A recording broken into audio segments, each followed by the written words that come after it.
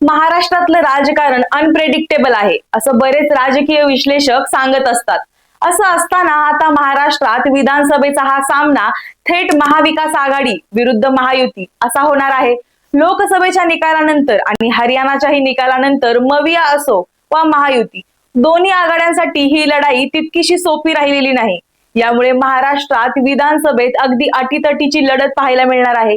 यामुळे दोन्ही आघाड्यांसाठी आणि आघाड्यांमधील पक्षांसाठी एक एक जागा महत्वाची आहे। अशा परिस्थितीत स्थानिक राजकारणात वर्चस्व असलेल्या राजकीय नेत्यांनी किंवा राजकीय कुटुंबांनी विधानसभेच्या उमेदवारीत आघाडी घेतल्याचं चित्र आहे।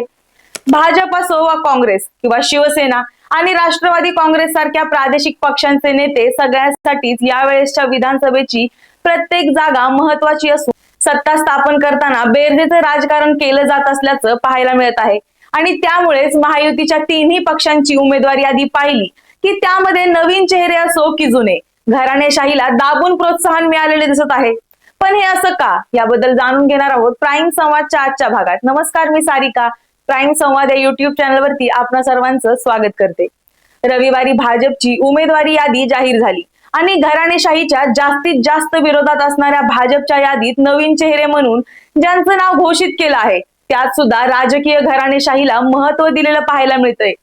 1 लाख कुटुंबातील तरुणांना आम्ही पुढे आणू इच्छितो, ज्यांचा राजकीय घराण्यांशी कोणताही संबंध नाही, ज्यांचे आई वडील भाऊ बहीण काका मामा असे कोणीही राजकारणात नाही, मग ते पंचायत नगरपालिका जिल्हा परिषद अशा विविध माध्यमातून राजकारणात येऊ इच्छितात, जेणेकरून राजकीय घराणेशाहीपासून आणि जातीयवादापासून मुक्ती मिळू शकेल। यामुळे लोकशाही बळकट होऊ शकेल।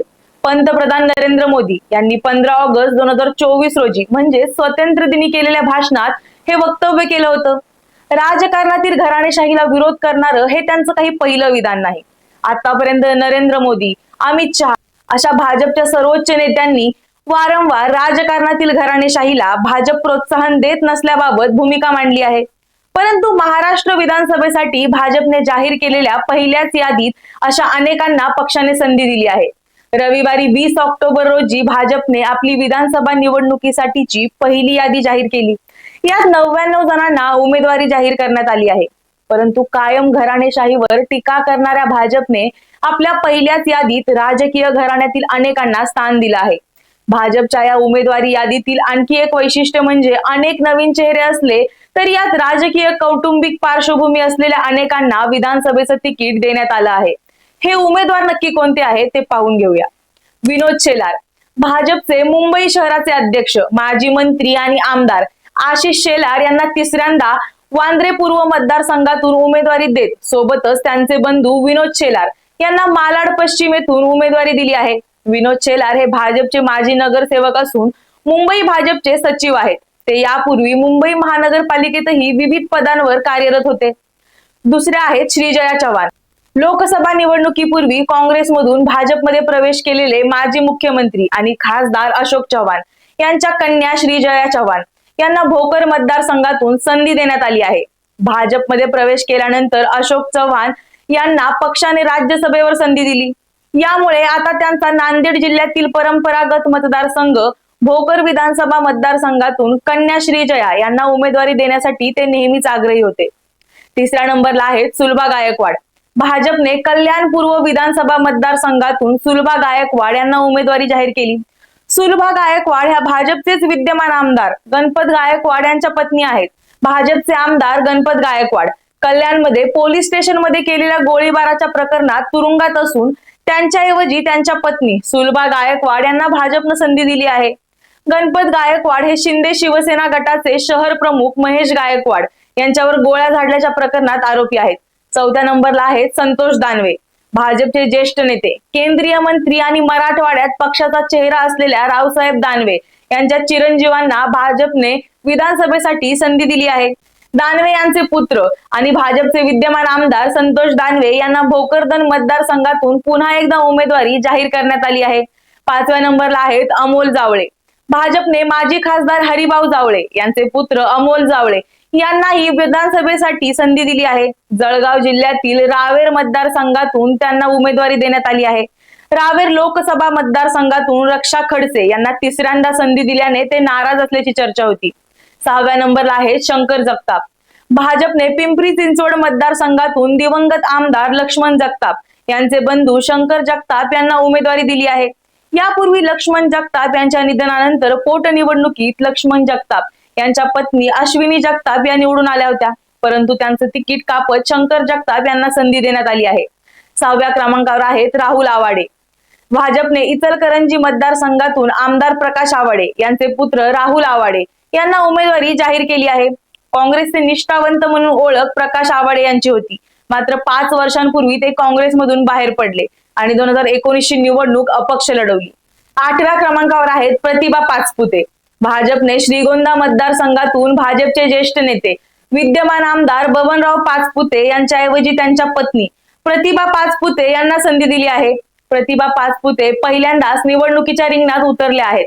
तसंच महायुतीत असणाऱ्या शिंदेच्या शिवसेनेची सुद्धा यादी जाहीर झाली. विद्यमान उद्योग मंत्री उदय सामंत यांचे बंधू किरण सामंत यांनाही उमेदवारी देण्यात आली आहे. त्यामुळे उदय सामंत आणि किरण सामंत हे सख्खे भाऊ एकाच वेळी निवडणुकीच्या रिंगणात दिसतील. जोगेश्वरी पूर्व मतदारसंघातून खासदार बनलेले रवींद्र वायकर यांच्या पत्नी मनीषा वायकर यांना संधी देण्यात आली आहे. तर छत्रपती संभाजीनगरचे खासदार बनलेले संदीपान भुमरे यांचे पुत्र विलास भुमरे यांना पैठण मधून उमेदवारी देण्यात आली आहे.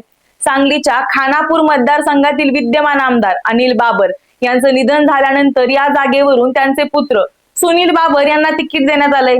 जळगाव मधील एरंडोल मतदारसंघातून अमोल पाटील यांना एकनाथ शिंदेंनी उमेदवारी दिली आहे. अमोल पाटील हे विद्यमान आमदार चिमनराव पाटील यांचे पुत्र आहेत.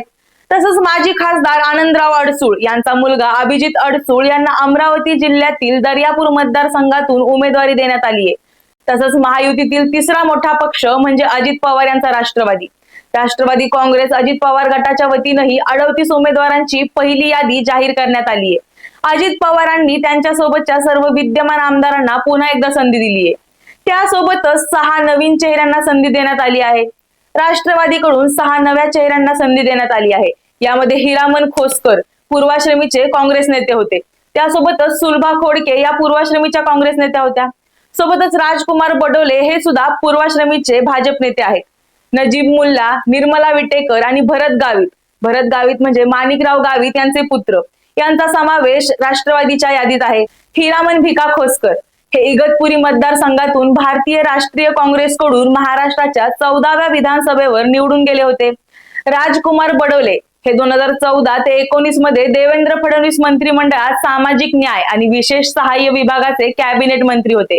आता महायुतीतील तिन्ही पक्षांची यादी पाहिली तर यात विद्यमान आमदारांना संधी देण्यात आली आहे. सोबतच नव्याने पक्ष प्रवेश करणाऱ्यांना सुद्धा संधी देण्यात आली आहे आणि नवीन चेहरे म्हणून जास्तीत जास्त घराणेशाहीला संधी देण्यात आली आहे.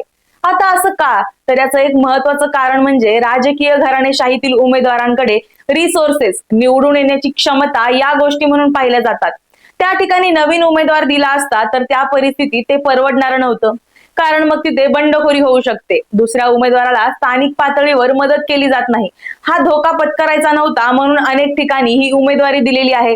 इतकंच काय तर अँटी इन्कम्बसी असूनही आणि काही जणांनी इच्छा नसल्याचं सांगूनही जागा निवडून येईल या आधारावर संधी दिल्याचं दिसतं. त्यासोबतच राजकीय विश्लेषक मृणालिनी नानिवडेकर सांगतात, कोणत्याही राजकीय पक्षात जिंकण्यासाठीच उमेदवारी दिली जाते, विशेषतः जेव्हा अटीतटीचा सामना असतो. सर्वच पक्षांसाठी प्रत्येक जागा महत्वाची आहे. सर्वच पक्ष जिंकण्यासाठीचं गणित पाहून संधी देत असतात. आता हे जरी खरं असलं तरी मुद्दा हा आहे की महायुतीत भाजप असो की शिवसेना, मग राष्ट्रवादीचा कोणताच गट हा घराणेशाहीसाठी अपवाद नाही. कारण मोदी आणि भाजप संधी मिळेल तेव्हा घराणेशाहीवर वार करत असतात. सोबतच एकनाथ शिंदे यांनी घराणेशाहीला कंटाळूनच शिवसेना सोडल्याचं म्हटलं जातं. मात्र सरते शेवटी सर्वांना कार्यकर्ता सामान्य, जिद्दीने काम करणारा आणि तरुण हवा असतो. मात्र उमेदवार हा नेहमी राजकीय घराण्यातलाच का?